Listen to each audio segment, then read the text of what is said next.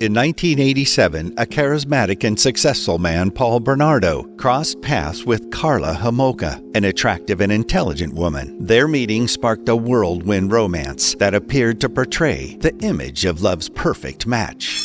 Hello and welcome back to Terrifying Tales and Haunted Locations. Today we explore a terrifying tale that sent shockwaves through the streets of southeastern Ontario, Canada. The chilling story behind the couple known as the Ken and Barbie Killers.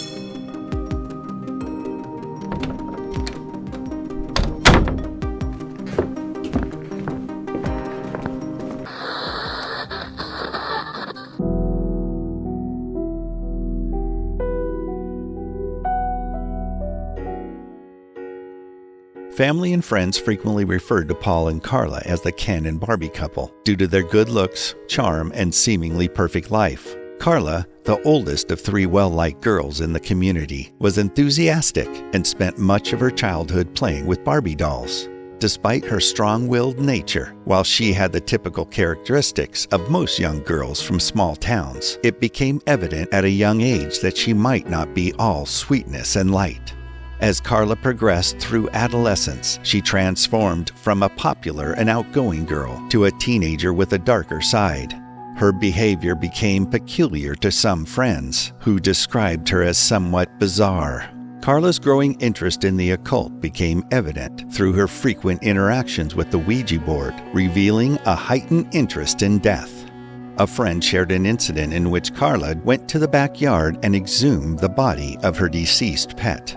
At 17, while working at a local veterinarian clinic, Karla attended a pet store conference in Toronto, Canada, where she encountered the person she believed was the man of her dreams, 23-year-old trainee accountant Paul Bernardo. It was a chance meeting, but to a certain extent, it was precisely what the 17-year-old thought she wanted. In high school, Karla belonged to a club that prized the idea of getting married to someone wealthy, slightly older, and getting a diamond ring. She thought Paul filled that void she perceived as missing in her life. Paul came across as a strong individual and in control of his life. Soon, Karla became obsessed with him, but there was far more to the ambitious young accountant than met the eye. Paul was born in 1964 in Scarborough, Ontario, Canada, which is now southeastern Ontario, Canada. His home life was characterized by his parents sleeping in separate rooms and frequently arguing, contributing to an overall sense of instability in the home. Despite the apparent family turmoil, Paul appeared well-adjusted, actively participating in the Boy Scouts and eventually assuming the role of a summer camp counselor. He demonstrated athleticism, having been a lifeguard in his younger years, and also took karate lessons. Additionally, Paul was good-looking and exhibited confidence, showing no signs of shyness. However, at 16, Paul's world was shattered when his mother told him that the man he thought was his biological father was not, revealing that he was the result of an extramarital affair. This information fueled anger within Paul, and it only intensified when his mother referred to him as a bastard child during frequent heated arguments. Despite his strong resentments towards his stepfather, there was an unsettling commonality. Similar to his stepfather, he got caught trying to peek into the neighbors' windows. Consequently, other parents often prohibited their children from associating with him. Paul completed high school and pursued higher education in college. Eventually, he entered a chartered accountant's program and secured a position with an accounting firm. On the surface, Paul presented himself as professional, highly confident, and remarkably self-assured. As he grew older, his sexual needs became increasingly sordid. About the same time Paul and Karla met, the Toronto district of Scarborough, now part of Ontario, witnessed an unprecedented series of violent rapes, and the perpetrator quickly became known as the Scarborough Rapist. The first two known sexual assaults occurred within the same proximity to the other, both occurring on the victim's property in Scarborough. The attacker approached from behind, preventing the victims from seeing him, and issued threats, warning them of additional harm if they made noise or screamed, often with the threat of potential death. Despite being attacked on their property with their family nearby, the victims could not call for help. These two assaults marked just the beginning of a 3-year spree where the Scarborough Rapist repeatedly targeted lone women and teenagers, instilling fear in the community. Despite a dedicated police task force and efforts to flood the area with law enforcement, the elusive rapist continued to strike. Authorities struggled to predict his next target, leaving everyone on guard, yet the rapes persisted. Between May and December of 1987, 6 innocent victims endured brutal assaults. Police officers continued to patrol the area, even after their shifts, hoping to apprehend the rapist. From April to May of 1988, 3 more assaults occurred. The Scarborough rapist escalated in violence, and tragically, some of the violence toward these victims was unspeakable. Then, in October to December of 1988, 4 additional horrific assaults took place, with details too unspeakable to describe. Additionally, from June 1989 to May 1990, 5 additional assaults took place. This time, the rapist took some of their belongings, intensifying the victim's sense of insecurity. In some instances, women summoned the courage to confront him, only to be thrown to the ground and attacked again when they attempted to get up. The impact on these victims was devastating. Considering his escalating behavior, law enforcement officers as well as FBI profilers knew that if this person was not apprehended soon, there was a high likelihood that the Scarborough rapist would progress to murder. Yet the ongoing absence of arrest continued to instill terror in the city and appeared to encourage him even more. On June 15, 1991, 14-year-old Leslie Mahaffey, who lived with her mother and stepfather in an upscale middle-class neighborhood in Burlington, went out with classmates to mourn the loss of one of their friends.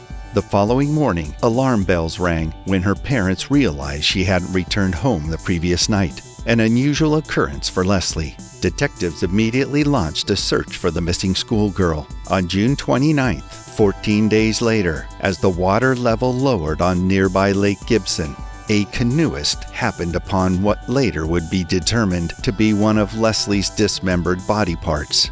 Subsequently, a fisherman found another body part, followed shortly by the discovery of yet another by a passerby.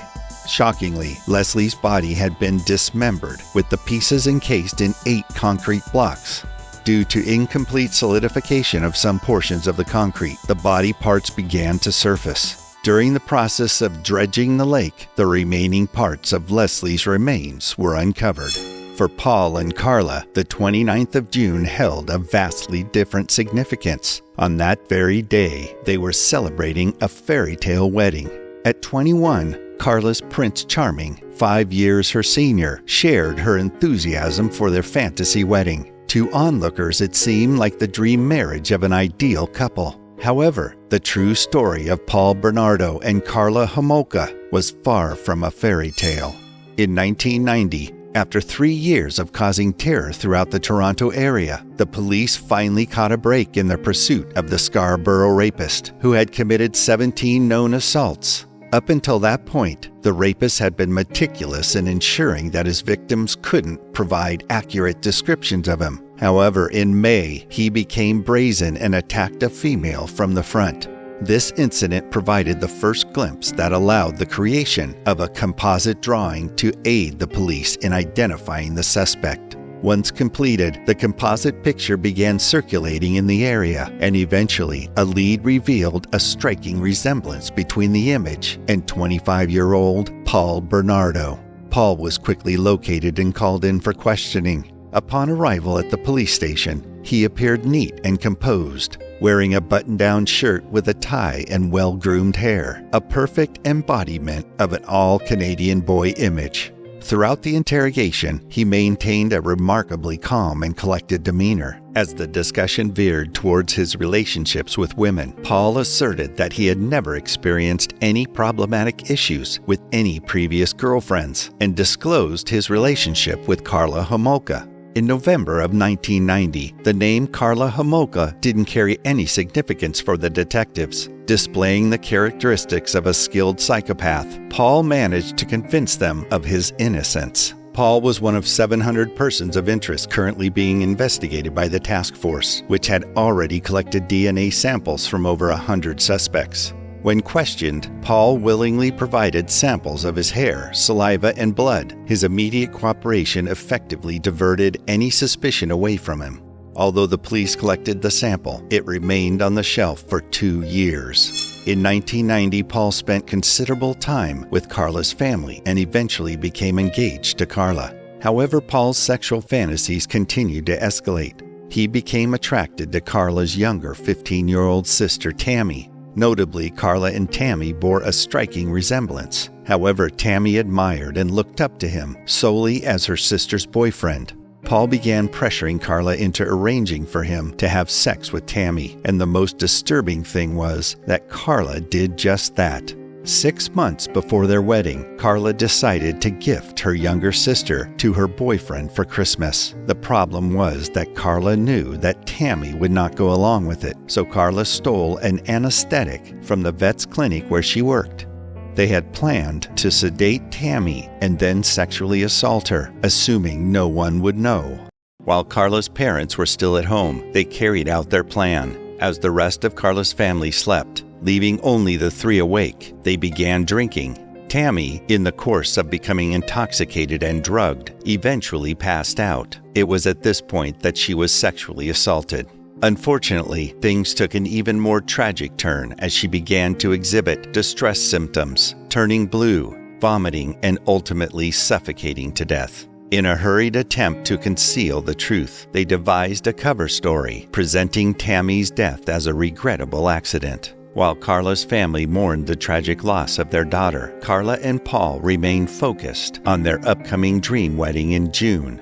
Despite the recent tragedy, Karla pressured her parents to proceed with the wedding plans, desiring to shift the attention back to herself for the wedding. On April 16, 1992, Paul and Karla committed their most audacious crime. Collaborating as a married couple, their target was 15-year-old Kristen French, a girl from a respected family known for her involvement in school sports. Kristen, a cautious girl, was walking home from Holy Cross Secondary School in broad daylight when she fell victim to Paul and Karla's abduction. Her perpetrators pulled into the nearby Grace Lutheran Church parking lot where Karla, pretending to need help, exited the car with a map. Kristen, concerned, approached to offer assistance. However, as Kristen leaned over the map, Paul attacked her from behind with a knife and forced her into the front seat of their car. Karla was in the back seat and subdued Kristen by pulling her hair. They swiftly drove to their home in St. Catharines. For approximately 3 days, Karla and Paul brutally and gruesomely assaulted Kristen, all while videotaping the attack.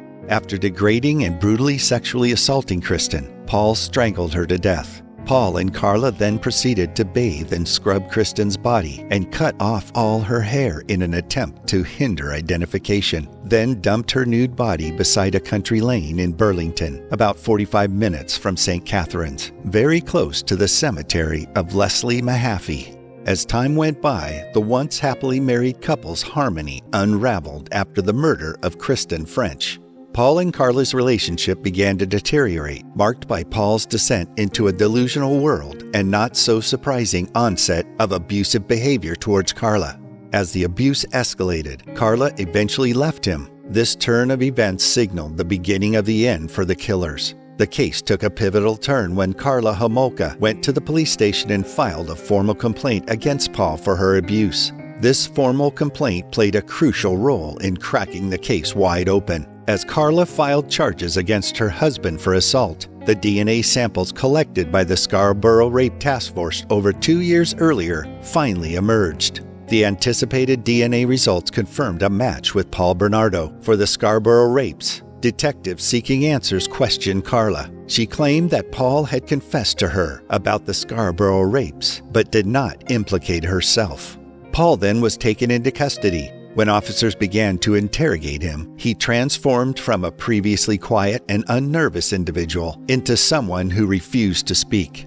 In 1993, Karla cooperated, admitting involvement in Paul's killings of Leslie Mahaffey and Kristen French, as well as the death of her sister Tammy. She asserted that she had been a battered wife and an unwilling accomplice.